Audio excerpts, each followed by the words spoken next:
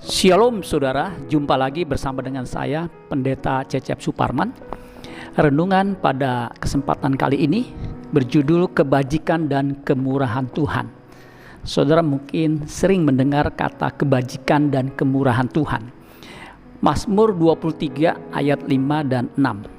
Nah, kalau saudara mendengar kata Mazmur 23, kita ingat Mazmur 23 itu Mazmur yang terkenal, yaitu Tuhan Gembala yang baik. Ya. Nah, saudara, biasanya Mazmur ini disampaikan ya dalam acara-acara tertentu, khususnya tentang keluarga. Ketika keluarga berduka cita atau ada keluarga yang sedang mengalami sakit dan cukup berat sakitnya di ICU, biasanya disampaikan Mazmur 23 atau di dalam ibadah duka.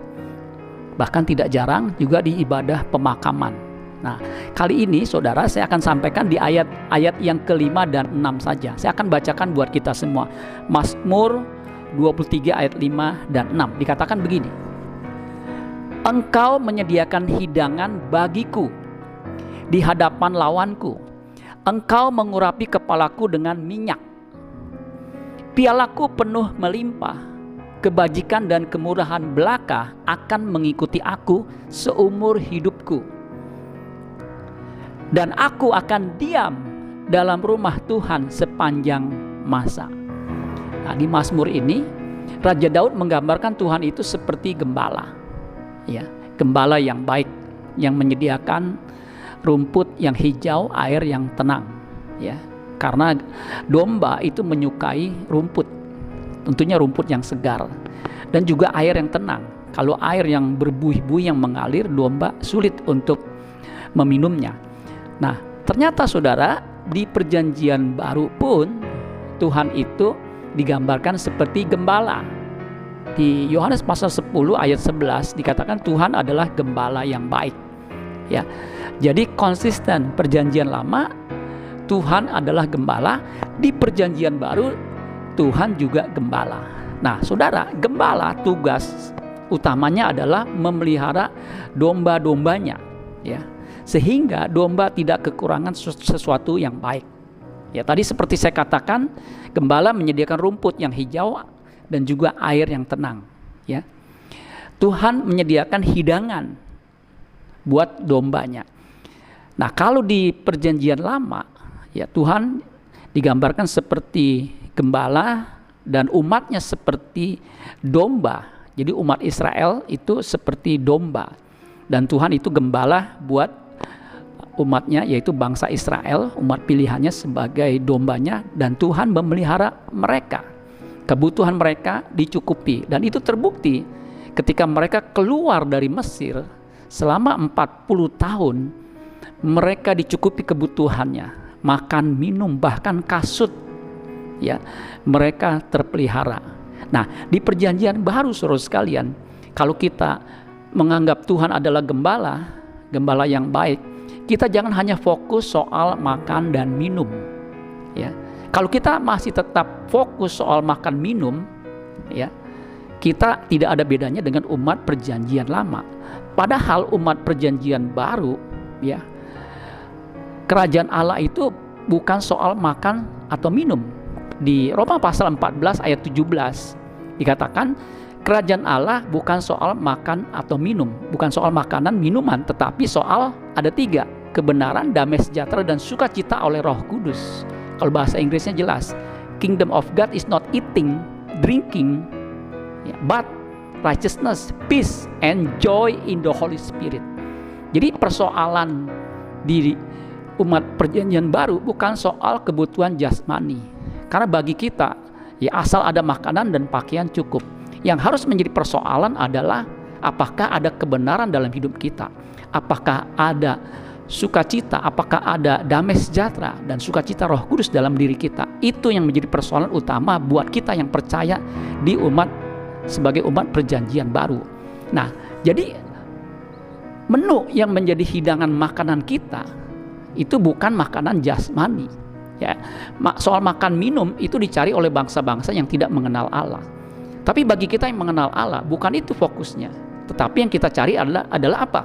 Carilah dahulu kerajaan Allah dan kebenarannya, maka semuanya soal makan, minum, pakaian itu akan ditambahkan. Itu pun ditambahkan buat kita supaya kita bisa lebih efektif lagi dalam melayani Tuhan, dalam mengabdi kepada Tuhan, dalam menjangkau jiwa buat Tuhan. Jadi jelas fokus kita itu bukan soal makan minum, bukan soal materi, ya. Makanya umat PB itu hidupnya tidak dikuasai oleh materi, apalagi menjadi materialisme, ya, apalagi jadi hedonisme. Kerajaan Allah, umat kerajaan Allah itu fokusnya soal kebenaran, damai sejahtera dan sukacita oleh Roh Kudus. Nah, kalau itu tidak ada dalam diri kita, itu menjadi persoalan. Ya. Nah, ternyata Tuhan menyediakan menu-menu atau hidangan yang kita nikmati, bahkan dikatakan di hadapan lawanku. Ya. Ini jelas bukan secara harafiah. Kita punya musuh, Tuhan kasih hidangan, di situ ada capcay, puyung hai, siomay, bahkan barongsai, makanan yang enak-enak. Kemudian sementara lawan kita, ya musuh kita itu kelaparan, kita bisa makan enak, nyaman, begitu. Bukan itu, saudara. Ya, yang dimaksud dengan dikatakan, engkau menyediakan hidangan bagiku di hadapan lawanku, engkau mengurapi kepalaku dengan minyak, pialaku penuh melimpah. Ya.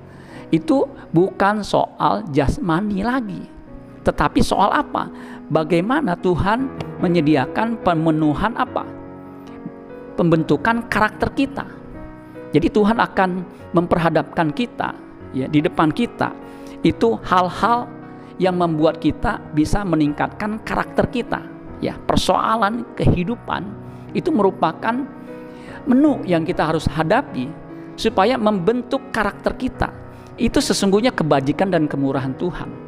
Jadi kalau kebajikan dan kemurahan Tuhan hanya dipahami soal pemenuhan kebutuhan, soal karir, soal kesehatan, itu betapa rendahnya umat yang memiliki Allah yang luar biasa, yang adalah gembala yang baik. Ya. Sebagaimana orang tua, saudara, ketika anak masih kecil, pasti orang tua akan mencukupi kebutuhannya. Ya, saya punya anak, kebutuhan anak saya pasti soal makan pasti dia sediakan. Dia nggak pusing lagi soal makan minum, apalagi pakaian, pasti tercukupi. Yang menjadi concern saya adalah bagaimana anak saya memiliki karakter yang baik, bagaimana dia punya perilaku hidup yang bisa menjadi berkat buat orang lain. Jadi kalau saya hanya fokus kepada makan minum, ya, kalau anak itu masih kecil, masih batita di bawah 3 tahun atau balita atau remaja, itu masih kebutuhannya masih kita cukupi. Tetapi kalau dia sudah dewasa, sudah di atas 20, lulus kuliah, yang menjadi persoalan adalah bukan kita memenuhi kebutuhan jasmaninya, tetapi bagaimana dia bisa mengikuti teladan kita. Ya, bagaimana dia bisa hidup seperti hidup kita yang meneladani Kristus. Itu yang akan menjadi, yang harusnya menjadi persoalan kita. Nah, untuk itu kita harus siap ketika Tuhan menyediakan hidangan di depan kita, di depan para lawan kita, yaitu apa? Persoalan-persoalan yang bisa mengikis kedagingan kita, yang bisa membentuk karakter kita sehingga kita makin rendah hati, tidak ada kesombongan, tidak ada keinginan daging, ya, sehingga kita boleh seperti Kristus hidupnya. Nah, jadi sesungguhnya kebajikan dan kemurahan Tuhan yang mengikuti orang percaya itu, ya, bagaimana bisa membentuk orang percaya itu menjadi seperti Kristus. Nah, kebajikan dan kemurahan Tuhan yang seperti itulah yang akan mengikuti kita sepanjang masa. Artinya sepanjang hidup kita sampai di kekekalan. Ya, itulah sebabnya Yesus berkata begini di Yohanes 14 ayat 6. Akulah jalan, kebenaran dan hidup. Tidak ada seorang pun sampai kepada Bapa kalau tidak melalui aku. Itu udah jelas. Yesus jalan, kebenaran dan hidup. Tidak ada seorang pun yang sampai kepada Bapa kalau tidak melalui aku. Jadi kalau mau sampai kepada Bapa harus melalui Yesus. Bukan hanya percaya Yesus sebagai Tuhan dan Juru Selamat di pikiran, tetapi bagaimana kita menjalani hidup seperti yang Tuhan jalani hidup di bumi ini. Dia jalan, dia kebenaran. Artinya kita juga harus mengenakan kebenaran yang dikenakan oleh Tuhan Yesus. Dan dia juga hidup. Jadi hidup seperti yang Yesus jalani, kehidupan Kristus kita harus kenakan. Dengan ringkas boleh kita simpulkan, kalau kita memiliki karakter seperti Kristus, baru kita bisa mencapai Bapa. Kita akan memiliki persekutuan dengan Bapa di rumahnya yang abadi. Tanpa itu saudara, kita nggak bisa mencapai rumah Bapa di sorga. Itulah berkat abadi. Makanya dikatakan begini di bagian terakhir, kebajikan dan kemurahan belaka akan mengikuti aku. Kebajikan dan kemurahan yang mana? Kebajikan dan kemurahan yang membuat kita serupa dengan Kristus, sempurna seperti Bapa. Itu yang akan mengikuti aku, mengikuti saudara dan saya seumur hidupku. Dan akibatnya aku, saudara dan saya akan diam di dalam rumah Tuhan sepanjang masa. Ini kebenaran yang penting saudara, yang kita harus pahami. Sehingga fokus kita bukan soal makan, soal minum, tetapi bagaimana kita memiliki karakter seperti Kristus. Karena memiliki karakter seperti Kristus bukan hal yang mudah, bukan hal yang sukar, tetapi sangat sukar, bahkan mustahil. Apalagi di tengah dunia yang dikuasai oleh materialistis, hedonistis, dan juga nihilistis. Itu tidak mudah. Kalau kita pengen seperti Kristus, itu nggak mudah. Itu menguasai hidup kita. Keinginan daging kita itu begitu kuat menguasai kita. Seperti Paulus berkata, aku ingin melakukan yang jahat. Aku ingin melakukan yang baik. Yang jahat yang aku lakukan. Kenapa? Paulus ingin melakukan yang baik, yang jahat yang dilakukan. Ada satu terjemahan yang mengatakan begini, aku ingin melakukan yang jahat, keseringan aku ingin melakukan yang baik, keseringan yang aku lakukan itu yang jahat. Ada terjemahan lain mengatakan begini, aku berniat ingin melakukan yang baik. Ternyata di dalam diriku itu ada keinginan yang cenderung melakukan yang jahat. Kenapa? Sejak manusia jatuh dalam dosa, manusia itu punya yang namanya hukum dosa. Hukum dosa bukan hukuman dosa, tetapi kodrat dosa. Ya, hukum dosa, kodrat dosa. Seperti hukum gravitasi. Ketika benda dijatuhkan dari tempat tinggi, dia akan jatuh. Sama kodrat dosa, dimanapun. Ya, selama kita hidup itu ada kecenderungan dalam diri kita untuk berbuat dosa. Nah, itu yang harus kita kikis, kita harus habiskan selama kita hidup di bumi ini.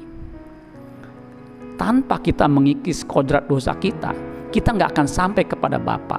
Nah, untuk itu Tuhan akan menyediakan hidangan demi hidangan yang membuat kita bisa mengikis kodrat dosa kita, yang bisa menghancurkan segala kebejatan atau kemelesetan kita, sehingga kita bisa sampai kepada Bapa. Dan itu butuh perjuangan yang tidak mudah, perjuangan yang kuat untuk mencapai seperti Kristus. Dan saya yakin percaya kalau kita sungguh-sungguh, ya, Roh Kudus akan memberikan kita kekuatan, karena ada kemurahan Tuhan. Ketika kita punya niat, Tuhan berikan kekuatannya, yaitu Roh Kudus yang memungkinkan kita bisa menjadi seperti Kristus. Karena itulah yang Bapa kehendaki dalam hidup kita selama kita hidup di bumi ini. Amin buat firman Tuhan. Tuhan Yesus memberkati. Sola Gracia.